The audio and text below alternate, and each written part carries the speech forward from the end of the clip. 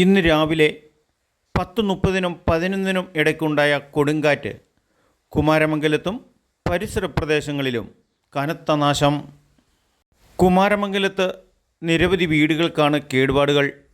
തൊടുപുഴ തഹസിൽദാരുടെ നേതൃത്വത്തിൽ സംഘം village officer ഉൾപ്പെടെ കുമാരമംഗലം പഞ്ചായത്ത് സെക്രട്ടറി, വാർഡ് മെമ്പർമാർ സജി ചെമ്പകശ്ശേരി, ഉഷ രാജശേഖരൻ, മറ്റ് റവന്യൂ ഉദ്യോഗസ്ഥരുടെ നേതൃത്വത്തിൽ സ്ഥലം സന്ദർശിച്ചു.